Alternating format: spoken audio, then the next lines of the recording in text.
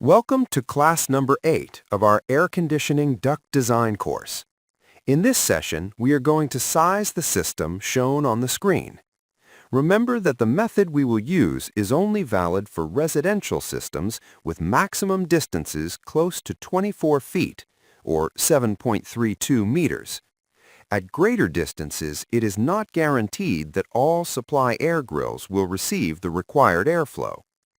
In the description of this video, you will find the link to access our air conditioning duct design course. We will carry out this duct design by following these steps. Calculation of the thermal load of each room.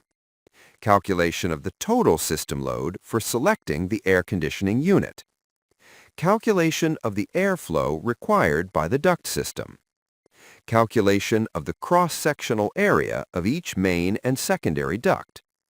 Calculation of the dimensions of each duct. Step 1. Thermal load calculation. First of all, we will take measurements of each room. We will measure width and length to calculate the area and determine the thermal load of the room. For example, for a room measuring 3 meters wide, or 9.84 feet, by 4 meters long, or 13.12 feet, the area is 12 square meters, or 129.17 square feet. By consulting the table, for 12 meters squared, we find a thermal load of 12,000 BTU per hour, which corresponds to 1 ton of refrigeration. The same procedure is applied to all rooms. To obtain the total capacity, we sum the requirements of each area.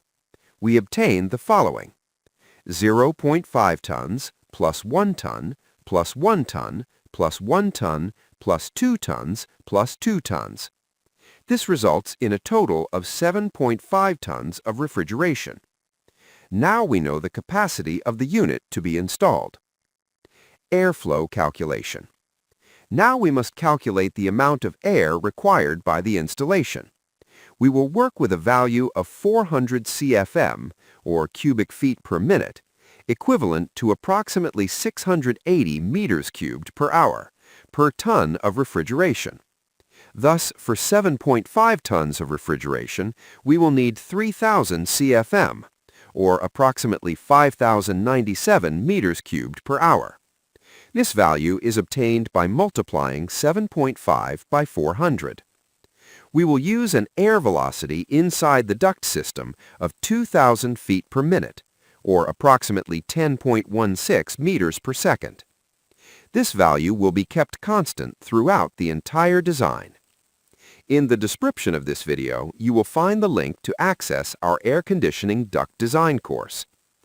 We will carry out this duct design by following these steps. Sizing duct A.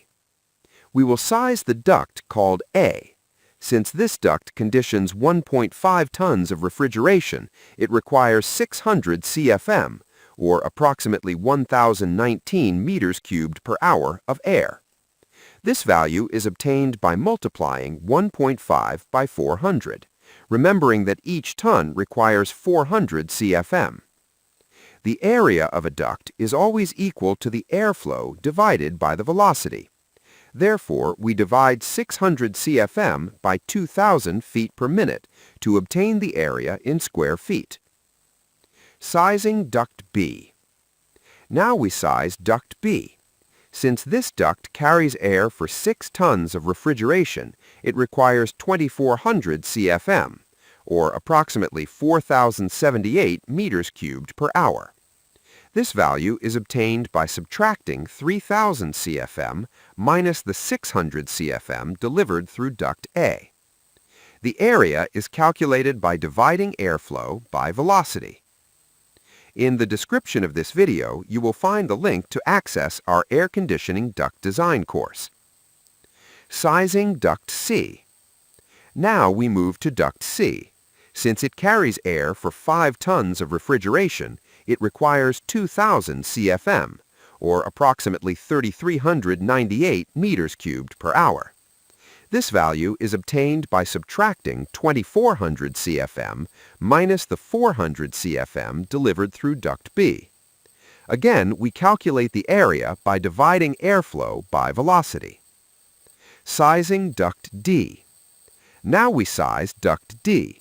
Since it carries air for 4 tons of refrigeration, it requires 1,600 CFM, or approximately 2,718 meters cubed per hour.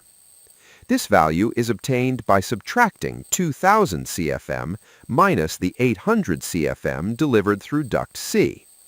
The area is obtained by dividing airflow by velocity. Sizing duct E. Through this duct flows the air required for 2 tons of refrigeration, so 800 CFM, or approximately 1,359 meters cubed per hour, are needed.